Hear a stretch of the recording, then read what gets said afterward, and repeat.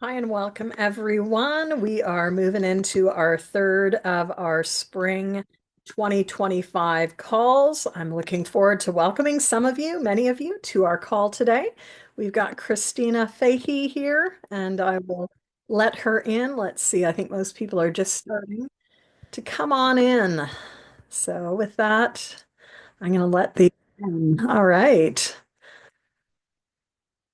Fantastic. We've got lots of folks.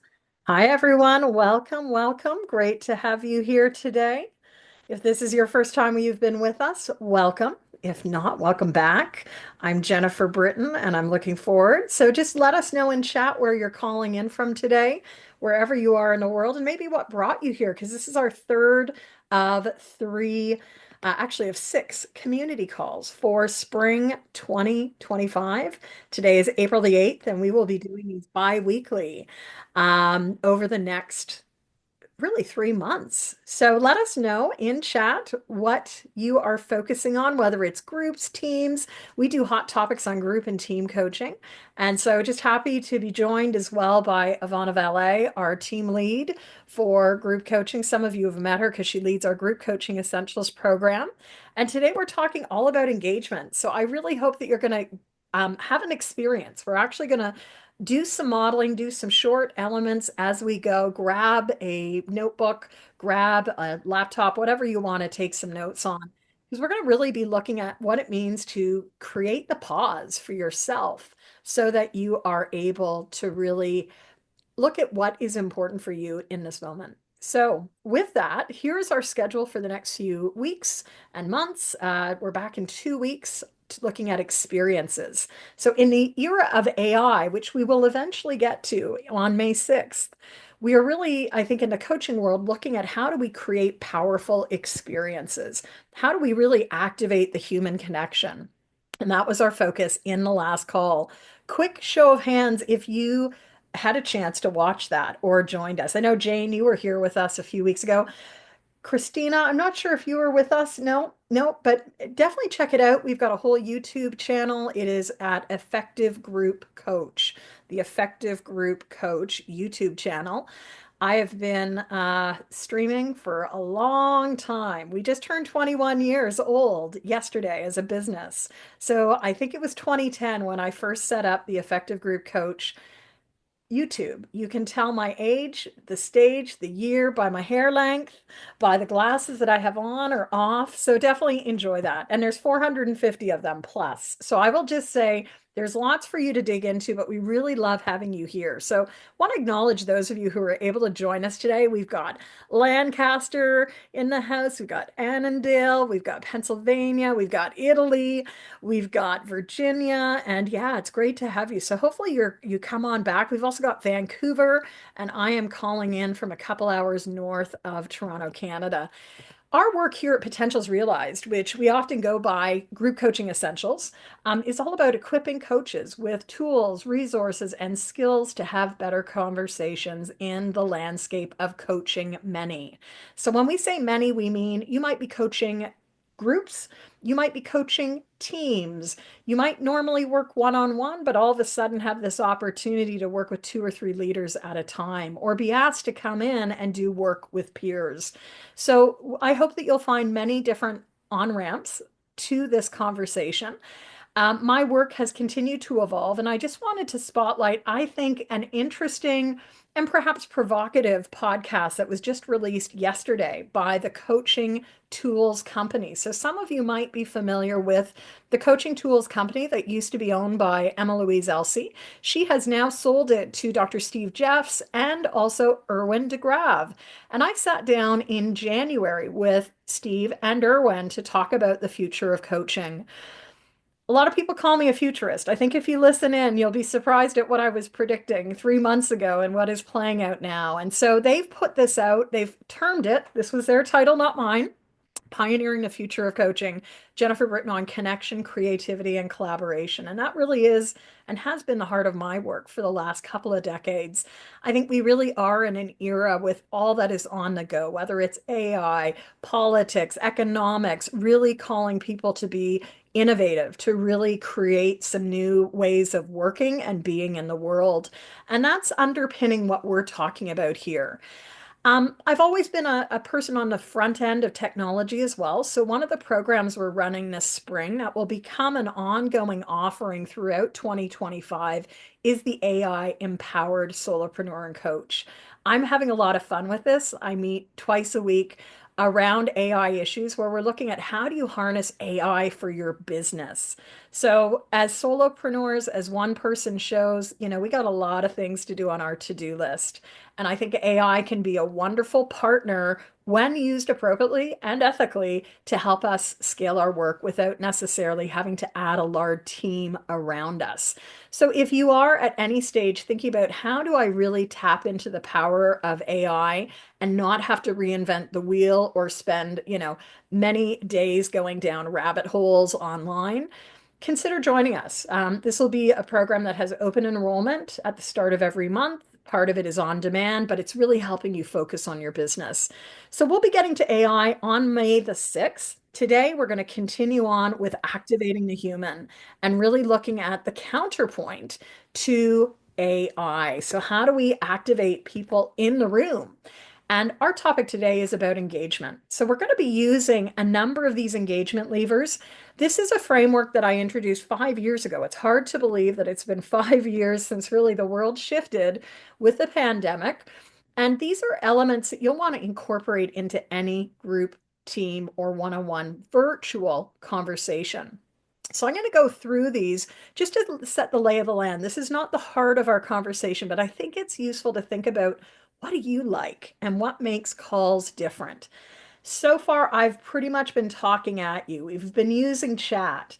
And think about calls where people love to use the back chat. When I say use the back chat, I invite you today to comment, to add questions, to really be inputting your insights because there's a bunch of us on today's call. We want to make sure that we are setting people up for success. So when we do use chat, I'm going to say today you'll have Ivana's eyes on this. I can't facilitate talk and watch chat all at one time. Some of you know I have one good eye and one eye that is not good. That's what brought me out of my former work with the UN back to Canada 21 years ago. But I think it's important that we really foster that group connection that happens. So we're going to use annotate. I'm going to invite you to go to the top of your screen and where you see you're viewing Jennifer Britton's screen, I want you to hover your mouse, click on annotate, which you will see as you move your mouse sort of at that top over and down. So you're going to see view options beside my name. And as you click on view options, click annotate. Once you've got annotate open, you're going to see a whole new toolbar popping up. And a toolbar is going to give you the option to actually grab what we call the stamp function. For most of you, that stamp function is going to be about 1, 2, 3, 4, 5 down on a list. It may be a check mark, it may be a star. But as I go through these, I want you to actually annotate with us on the screen. Let us know what you like to use, what you are using in your work. So we've used chat today, so you can already put a stamp or a check mark on chat. If you have any best practices around chat, I'll invite you to put them in chat and we'll sort of pause every few. A lot of people still aren't using annotate, and this is an opportunity to sort of bring all senses into the room, right? Think about calls. We spend so much time still in our hybrid and even, back in the office world around Zoom and Teams, and yet we're not using these. So that's chat. Second is polling. And I'm curious who here in the room uses polls. Anyone's a poll person? Christina, do you mind? Do you want to share sort of an example of how you used a poll recently? Sure. I've used Mentimeter, and usually, just in terms of a warm-up question, it might throw something out there, and then you can show the results live, which is kind of fun for people to see where everyone sits on a poll. Yeah, I think Mentimeter is still one of the most popular options. Again, people can access the Menti on their phone. I know Shannon, you put up your hand as well. Do you have another polling example? Maybe it's Menti or a different poll service? I just use the poll that's part of Zoom. Okay, excellent. Yeah. And we have polls here actually. I was looking in my little portal, which if you set it up, you can see lots of things. It looks like I have 22 polls Mm, live. So I'm going to actually launch this one. We've done a couple of quizzes. And so the first quiz that a lot of coaches are familiar with is the superpower quiz. This gets you thinking about what is your natural range and what do you lead from? So if you've taken it, great. If you haven't, I'm going to give a brief description and you can answer it. So our first of the five superpowers is the catalytic firecracker. A catalytic firecracker coach is usually going to see the world in a very big, bold way. Like the firecracker, they're going to activate their clients through bold conversations. So if you think you're a catalytic firecracker, click that. Now, we have people like Ivana on the line, who is, I know, a Spiral Lighthouse coach. Spiral Lighthouse coaches are great at taking clients through the step-by-step journey. Imagine being inside a lighthouse and moving up that spiral staircase. As we move step to step, we can see issues from a whole wide range of different perspectives. Spiral Lighthouse coaches are also great at creating that safe harbor that we need to have for coaching to exist. So maybe you think, I'm actually a little bit more like a Spiral Lighthouse coach. Or perhaps you're like a grounded labyrinth coach. And as a grounded labyrinth coach, you are probably amazing at bringing people into the room and being here now. Being here now might look like breath work, pauses, meditations. Grounded labyrinth energy is really important in a world of today where it's so chaotic and frenetic at times. So, what we found in our research is actually the grounded labyrinth coach, in terms of the subset of several thousand respondents, is sadly the smallest that people see as a primary. Next, we have the creative tool master. I'm a creative tool master. I love whipping things out my back pocket and out of the toolkit. And if throughout this call, you'll sort of hear me speak about a number of different tools, things that I hope you might get sparked by and explore a little bit further. So chances are there's probably a few of you on this call as a creative tool master or even an ecosystem connector. Systemic coaches are typically an ecosystem connector, helping clients lean in and actually make connections. So you might be good at constellation work. You might be really good at systemic approaches to coaching. So just take a guess. We want to use the poll. We're going to actually only use the top part of this poll. So I'll invite you. What do you think is your primary? Do you think you're a spiral lighthouse? Do you think you're more a catalytic firecracker, the big bold energy? Might you be that person who creates the pause in the energy of the grounded labyrinth? Are you a creative tool master and have lots of tools in your pocket? Or are you someone who sees the world in broad systems? So Ivana's put up her hand. Question, Ivana. Yeah, I just want to bring Donna's voice in the room from the chat while people are doing the poll. I hope you don't mind, Jen. Please do. Yeah. Okay, so Donna's asking about do we share the slides after Ooh. call? And so I'll So let on you. this, no, this is an open call, so you can go back to YouTube. This will actually be uploaded to YouTube, and by all means, watch it again. But I don't share the actual slides for this, Donna. But great question. In our typical programming, which is ICF CCE approved, where coaches join us for 5 to even, 5 week, 6 week, or longer programming, people do get a copy of the slide. But for the community calls, we don't. But great question. So, any other questions there? Because I am in polls. I can't see it. So, again, each engagement lever is wonderful, but it does mean that you have sort of the flip side. So, the flip side to this is I can't see everything. The flip side to this poll, though, is I've made it really challenging, right? Many of you hadn't heard of the superpower quiz before. So, I can see that only a few of you have answered, right? But we're going to end the poll and actually share the results. And we'll see in the subset that answered, you can see that 2 out of 3 are Spiral Lighthouse, or 67%. Interestingly enough, this is the largest subset, not by 67% of the respondents, but it is the largest by far. Creative Tool Master is the second lowest, and I answered as a creative tool master. So this is just one way. Again, you want to think also when boosting engagement, what is the lowest common denominator? What's going to make engagement easy versus hard? And I've actually just illustrated a hard and what happens. If you do something that's too hard, maybe not, really something that people can connect with and know, then it actually may erode trust in a call. But we're on lots of calls as coaches. So I hope that at least this sparked you. Ivana, can you put in chat the group and team coaching superpower link? I think maybe you'll have access. It's just bit.ly/GT coaching superpower. I was going to put it in. We're just having a technology issue. So I'm going to suggest that with people who have joined the call, I can send it to them after we resolve this tech issue, you and I, Okay. after the call. Perfect. Yeah. Anything we can do the tech, or it's good? People are good? People are good, but I just need to, we need to talk offline about the tech on this particular link. That's all. Okay, awesome. So next we've done annotation. We also could be using Whiteboard. Whiteboard is another tool in the toolkit. Does anyone here use whiteboards? And that might be Miro, Mural, or simply a slide, right? The easiest whiteboard to be working with is the basic level slide. And I'd invite you to think about how you might want to use that, or breakouts. So we've seen a couple of you indicating ones that you like to use. I would say a couple things. If you're thinking about breakouts in any group or team, what's the best size for the groups?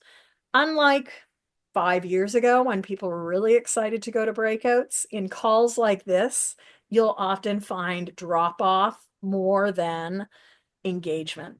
So in programs where people know each other, journey together over time, I think breakouts are absolutely essential. But if it's an open call like this where anyone can join us, it's more, I think people are like, I'm not going to stay. I don't want to do the work. I don't want to listen in. I'm going to drop off instead of participate.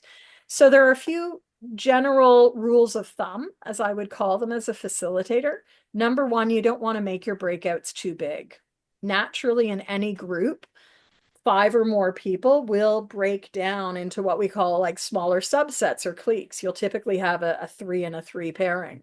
So in breakouts in a larger group setting, typically you may have 3 to 5 people, recognizing that there might be one person with a tech issue, one person who drops off, one person who can't be heard, and that still leaves not just one person alone. So 3 to 5 is usually what I aim for.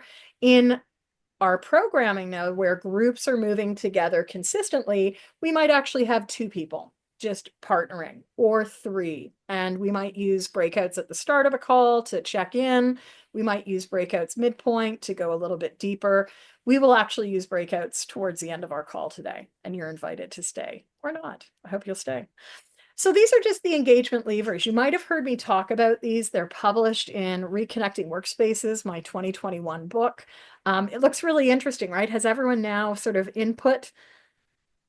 And I'm excited to hear that many of you are using Mentimeter. So back to Christina. Any tips on Menti, Christina, that you found? Because some people do find it a challenge, I know. But is there any tips, tricks, or hacks that you have around using Mentimeter? I don't. I'm in higher education, so they use it all the time. So that might be why the glitches, I haven't experienced many glitches. Great. And alternative to Mentimeter may be Slido. I would say one that's not here but is very popular is Slido, Slido. And that's just another option for polling. But for large groups, polls are great, right? It provides an anonymity so people can input but not necessarily, have to put up their hand, have to speak. Some of us love that, but some of us don't feel comfortable with that. So these are the engagement levers, and I hope that even if this is the only thing that you take from today's call, that you get thinking about how can you involve people as they come into your conversation zone. Even if it's a training session, how do we create engagement touch points? if you've read Effective Group Coaching, my first book, I talk a lot about the 7 to 10 times rule. So I was trained years ago, like 30 years ago. I did a 3-day train the trainer as part of my ongoing development with a wonderful senior master trainer called Bob Pike. Bob is probably close to his 90s now, if he is still alive. Last I heard, he was still alive. His whole body of work is called Creative Training Techniques. And Bob used to always say, for in-person training, you want to make sure that you're moving and switching engagement methods every 7 to 10 minutes.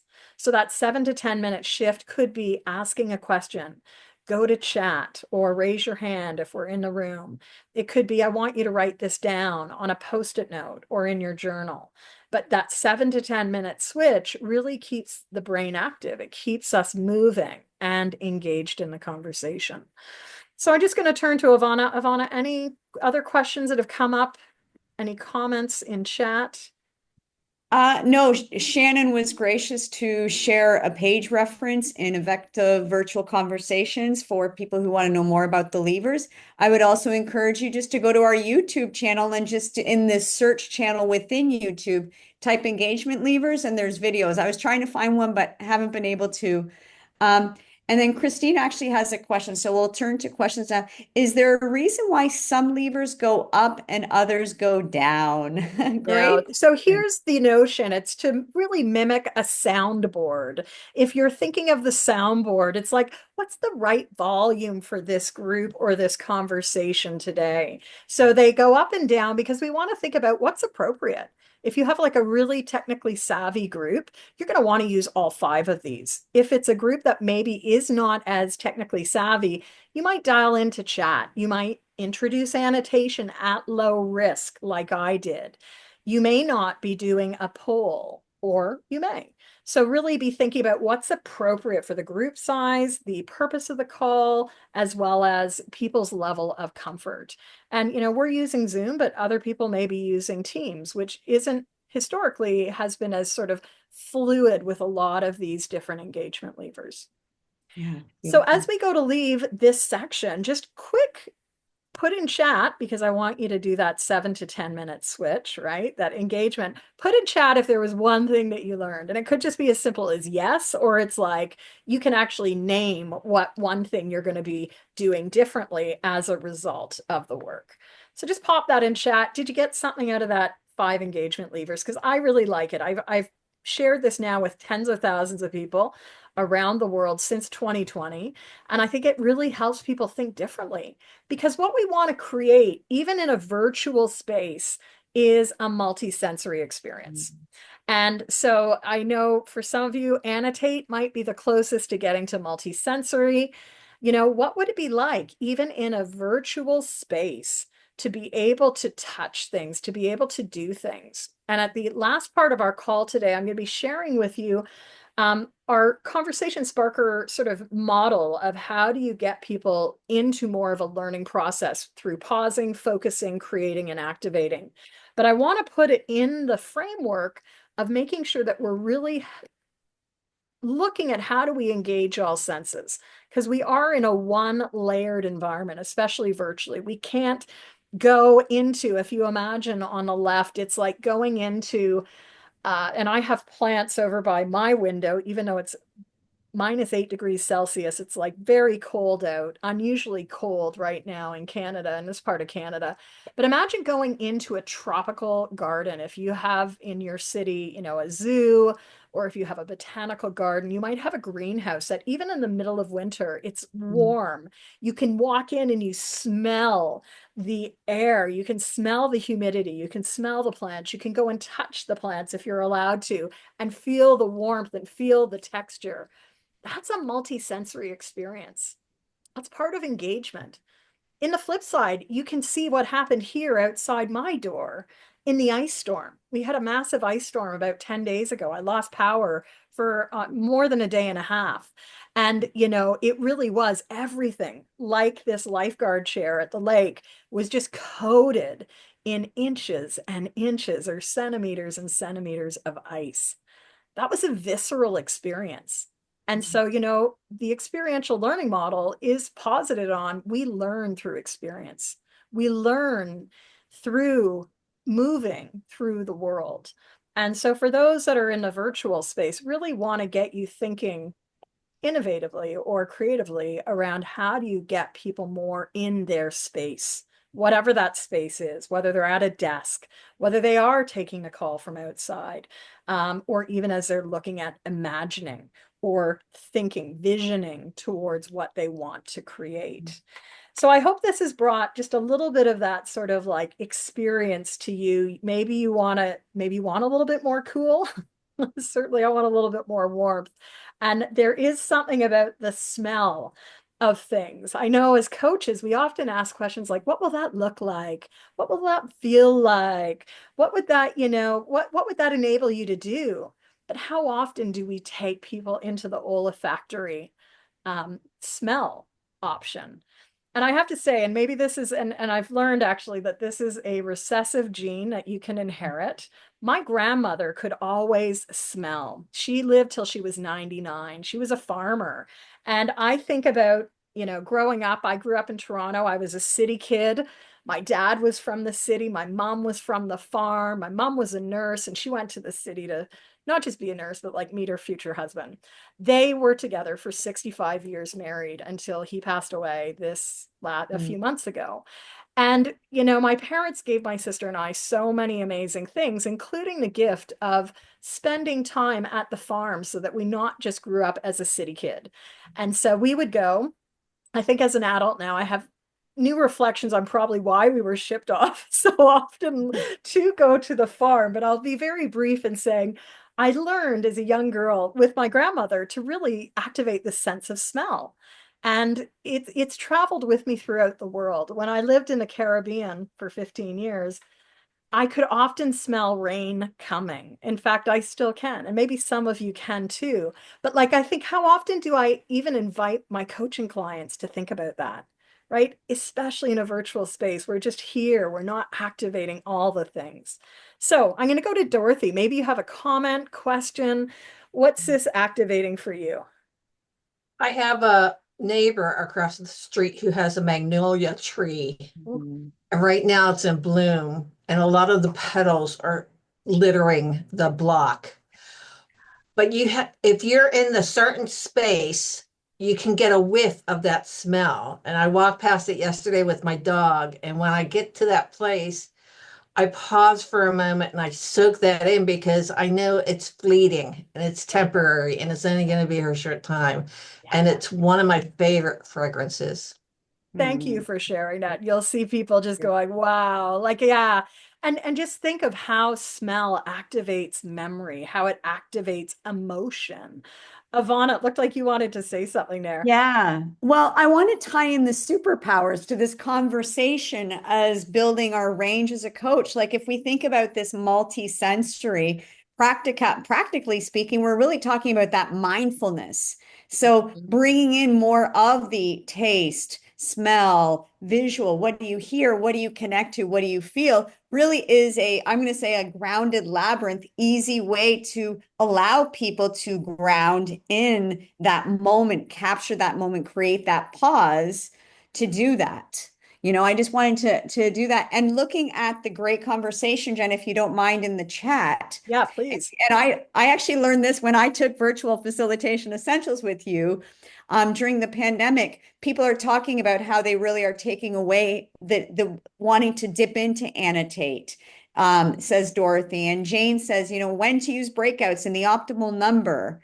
And also the idea of whiteboard and annotate. And what I want to share, and this I get is a Jennifer Britton creative tool, is that bridge between a whiteboard and even just having a PowerPoint slide as your whiteboard and using annotate as a layer of that. So that way, like as you build your muscle with technology in the virtual world, a PowerPoint slide could be a very easy step. And then you integrate a layer because whiteboard can be very intricate and create challenge.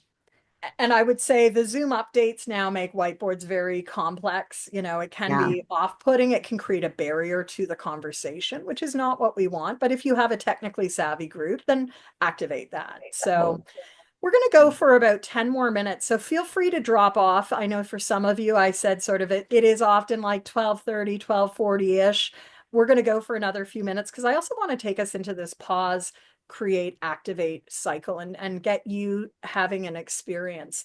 We talk a little bit more of this. Yvonne and I sat down in episode 23 of the Coaching Many podcast, which was just released. You can find it at coachingmanypodcast.com. You can find it on Apple. You can find it on Spotify. You can find it in Amazon. Like, our podcast is everywhere. We do actually want to continue to let the world of coaches know about this resource. So we started it last spring. We're looking at a lot of topics that are relevant to group and team coaches, but it's not just relevant to group and team coaches. It's coaches of any type, whether you work one-on-one, whether your leader is coach, doesn't matter the topic, but like, how do we really continue to expand our range? That is my mandate. That is the mandate of us here at Potentials Realized, to really look at how do we create a ripple effect so you can be doing better work with your clients, because everyone needs coaching, especially now. And it really is about leading in confidence. I'm not going to bring in our dice set today, but it's been really fun to be using the dice in lots of different arenas. I know Jane has seen these in action. Once in a while, I'll do a Reconnecting Workspaces dice roll of the week. So if you're on Instagram, check it out at Coaching Biz Builder, or at Reconnecting Workspaces. We have a couple of different feeds happening in Instagram. So that will not happen today, but come back for another one. We'll have time to do it. I want to take us into this framework, though, of the pause, focus, create, activate, because part of our work as coaches is to create moments of pause and insight generation so clients can take further action. And this really is coming from the Conversation Sparker Experiential Roadshow, which is a brand that's continuing to evolve in our organization. It includes the actual tools like card decks, dice set, Conversation Sparker charms, but it's also about equipping you as a coach to work with these more creative tools and equipping organizations to leverage them. So we're going to do a quick exercise. It's going to take about 8 minutes. If you can stay, great. If not, catch the last 10 minutes of the call. And this really moves us into the space of pause, focus, create, activate. So we've been here for about half an hour. And I want to invite you, if you choose to be part of this experience, and it's a choice, but I want to just invite you to spend about 30 seconds getting more grounded and centered in whatever moment you're in now. So I invite you to just soften your gaze, maybe close your eyes, and just take a deep breath. I want you to notice how your body's feeling. I want you to notice what your muscles are saying.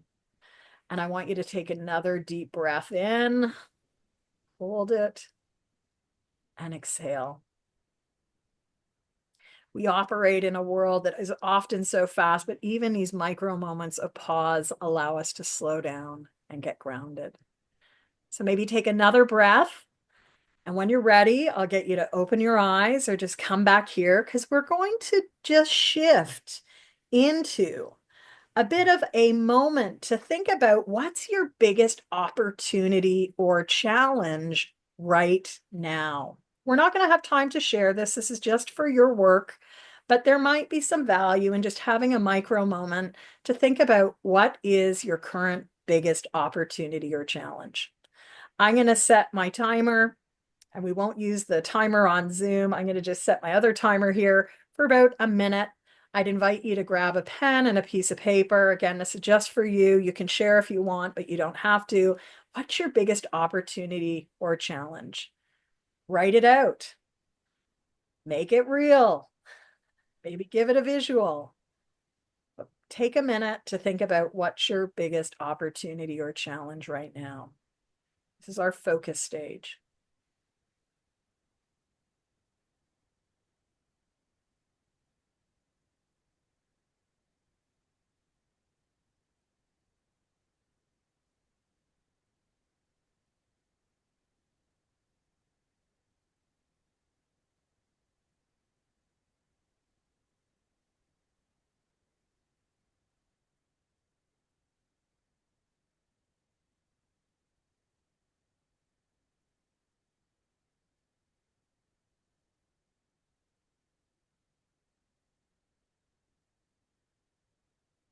about a minute, I invite you, you can continue working on it, but we're going to sort of shift into this next space of create, right? As an opportunity, we might be thinking about what can I do to really activate this, to really expand the possibility. If it's a challenge, we might be thinking about what is possible? What are the doorways or what are the options I have to maybe resolve this issue? We're going to take 90 seconds right now just to do a bit of a mind map. This is if you're not familiar with mind mapping, this is just where you would put your issue or problem or opportunity in the middle, in that square middle. And then each ray of the sun, as I'd like to say, each box outside and around is really another possible option or another possibility. We're going to, again, just take 90 seconds for you to jot out all the possibilities around this opportunity or challenge.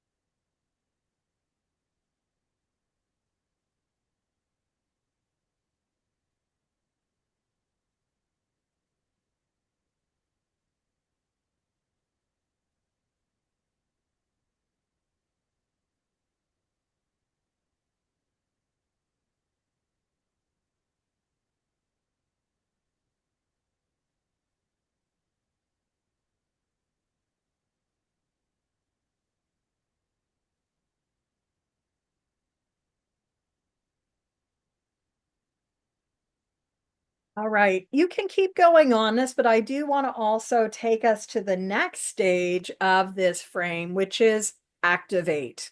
What can you do?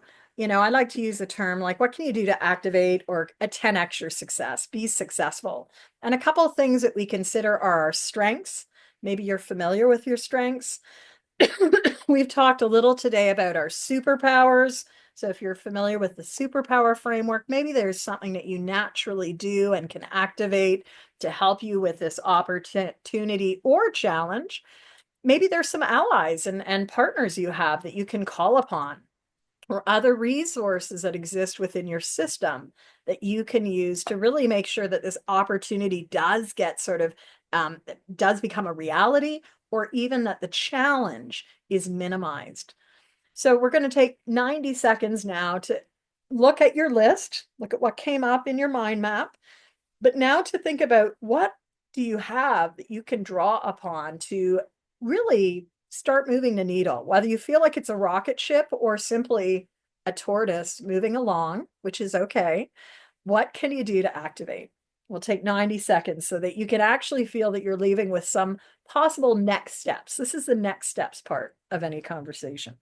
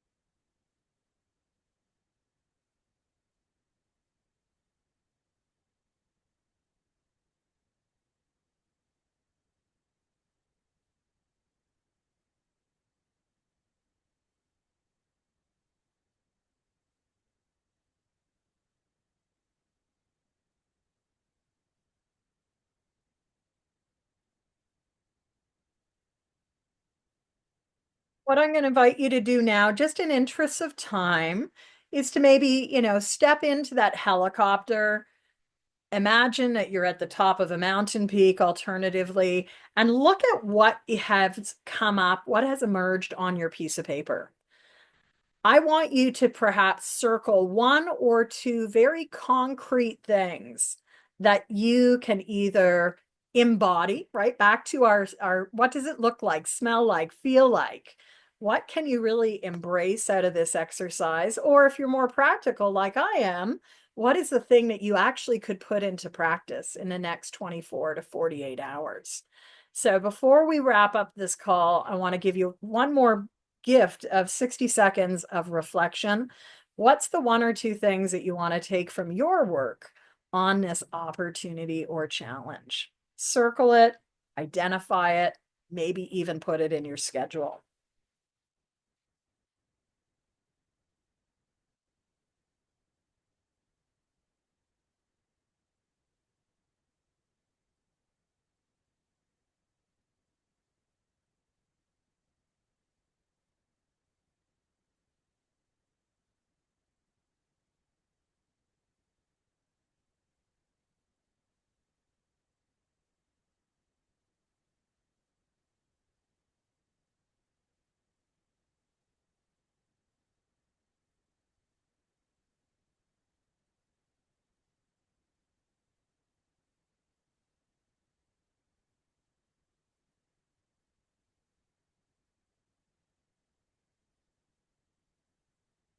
So, in the world of coaching, we would actually be spending about half an hour doing this exercise. I've collapsed what could be a much longer activity into just 8 or 10 minutes for interests of demo in this context.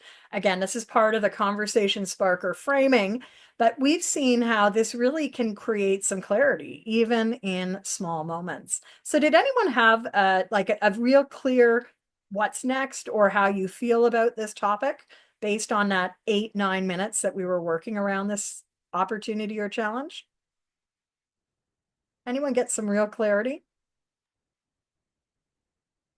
So what did you get? Yeah, Dorothy. I realize how little I know about group coaching and that I have to put on my learning cap and learn a lot more. Okay. Well, we'd invite you check out all the resources. Maybe even join us down the road for an ICF CCE program like Group Coaching Essentials, which is starting at the end of April. So, yeah. Other insights. Anyone else want to share? I know for me, even on this little like receipt, lots of options. I need to really get clear on what are the priorities, right? Out of option generation, wonderful, but that can also lead to overwhelm. So how do we prioritize this? Which is why I'm saying in regular exercise, this might take us like double, triple the time to help people really in between each touch point, maybe go into a breakout, have a conversation so that they can get clearer on what emerged. That would be the way that I'd expand this if those people are interested. Would anyone else like to share an insight that they gleaned from this quick exercise? You don't have to, but I just want to always check because the learning happens within and from each other in a group. So let me share just a quick story from someone recently where I was doing this same process. They were a coach, they were a business owner, they were really stuck with, I'm not sure what I should be focusing on next. I'm hearing in the coaching ecosystem, I need to do this, I need to do that, I need to like blah, blah, blah. But how do I really get grounded? And so what played out for her was her activate step was revisiting her values, revisiting her commitment to herself around how much time did she want to spend on her business and recommitting to revisiting her vision. And so we build out a lot of these components in our Coaching Biz Growth Lab. You've probably already worked with your coaches on components like this. But I think the value of even just a call like this is it's 20, 30 minutes to focus on us as a business owner, us in our direction. So I would look forward to any other comments you might want to share in chat. I think the last one is maybe from Shannon dropping off. And Shannon said, thanks for today's session. Thanks for creating space to think. And don't underestimate how important that space, the pause is, especially right now, to provide people with a chance to really get more grounded, get into their bodies, whether they are using that sense of smell or other senses, and to get some clarity around the things that are happening in their world. So, final comments. We're going to wrap up now. Thank you for joining us. This again will be posted at YouTube, which is the Effective Group Coach YouTube channel. I hope that you'll join us again in 2 weeks when we're going to be looking at, and if Ivana remembers, I'm putting you on the spot here, experiences, I think was our next topic, creating powerful experiences. So we're going to get into a little bit around experience design, which is related to design thinking. And that's a whole other sort of tangent of work that we incorporate, not just into group coaching, but into our work with teams as well. So I'd love to hear from you. What was valuable from today's call? If you want to pop that in chat, if you want to just raise your hand, unmute your mic, what was valuable? Because we do want to take this 1 minute to find out from our clients what was valuable. Chances are each one of us will take something different from today's call. I always get to enjoy sharing our different models. And, for Donna, if I may read, this was very helpful. Looking forward to attending again in addition to your other resources. Appreciate your generosity, Jennifer. You're welcome. And you like the superpower quiz. So I hope you'll take the superpower quiz. We're going to be doing the Activate Your Group and Team Coaching Superpowers program, which is 14 CCEs with the ICF in September.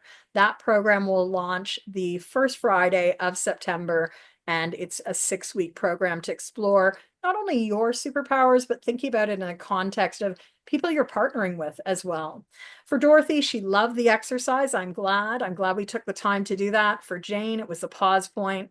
I almost forgot about this in the process. Yes, and Jane, I'm so glad. Jane, you've been with us for a few calls now. You've seen this model of the pause, the focus, the create, the activate that grounds our conversation sparker framework. I think it's really important, and I hope that this has been of value to all of you. So with that, thanks everyone. Ivana, any comments before we go to wrap up? Just going to confirm your conversation around the next hot topic is April 22nd, and the topic is indeed experiences, how to create memorable experiences and how to design for experiences.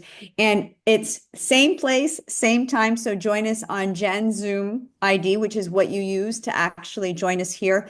And I also wanted to share, I added the YouTube link for more learning resources and also the podcast links, both for Spotify and also Apple. So lots of resources. And I've captured who is here to follow up with the superpower quiz, Jen. Perfect. All right. Well, I will stop the recording. I'm going to stay on with Ivana so I can find out what tech issues we had, if any. That's always part of this. And then we will, we hope to see you again. So I'll invite you to just leave the room. Have a good day, everyone. Thanks for joining us. Thank you. Take care. Thank you. I'm going to Have a good stop day. the Bye-bye. recording. Okay. Stop the share and stop the recording. Bye, Jane.